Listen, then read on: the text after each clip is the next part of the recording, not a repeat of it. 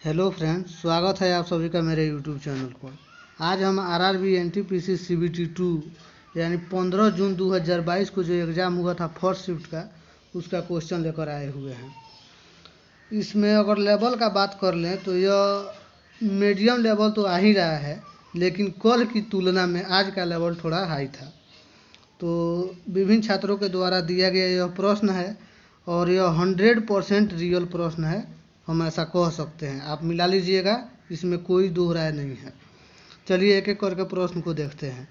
पहला था, जल का घनत्व अधिकतम किस ताप पर होता है? तो यह 277 केल्विन होता है। केल्विन में दिया गया था 4 डिग्री सेल्सियस पर जल का घनत्व अधिकतम होता है, तो 273 इसमें जोड़ दीजिएगा तो आपको केल्विन में आ जाएगा। तो इसका सही आंसर होगा 277 केल्विन।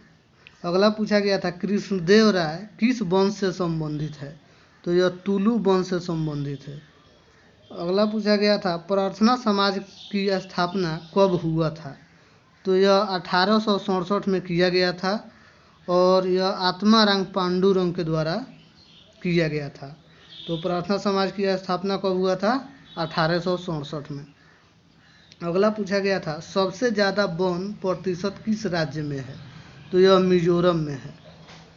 और अगला पूछा गया था, आशा भोसले को महाराष्ट्र सरकार द्वारा कौन सा पुरस्कार दिया गया? तो यह महाराष्ट्र भूषण पुरस्कार दिया गया। अगला पूछा गया था, लार का पीएच मान कितना होता है? रेंज पूछा गया था उसका, किसके किसके बीच में होता है? तो यह 6.5 से 7 के बीच में होता है, यानी लार का पीएच मान अम्लीय होता है। अगला पूछा गया था, सुएज नहर भूमध्य सागर को किससे जोड़ता है? तो लाल सागर से जोड़ता है। सुएज नहर भूमध्य सागर को लाल सागर से जोड़ता है। अगला है, जगन्नाथ यात्रा कहाँ से निकलता है? तो यह पुरी से निकलता है, जो उड़ीसा में स्थित है। अगला देखते हैं। अगला है, कौन बारहमासी रिवर नहीं है? यानी कौन बारहमासी नदी नहीं है?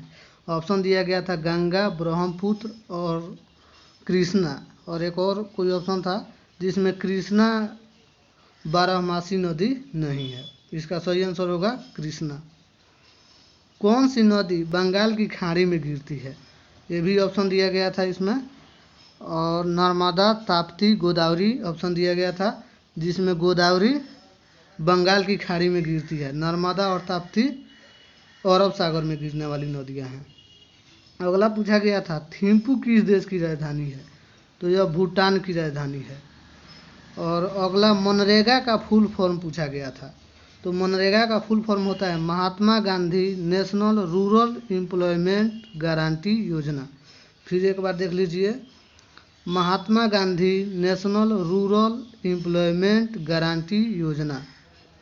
अगला पूछा गया था, व्यास सम्मान किस वर्ष शुरू हुआ था? तो यह 1991 में शुरू हुआ था। व्यास सम्मान 1991 में शुरू हुआ था। अगला पूछा गया था, अली बंगाल विनय सविनय अवज्ञा परिषद का गठन किसने किया? तो जेएम सेनगुप्ता के द्वारा किया गया है।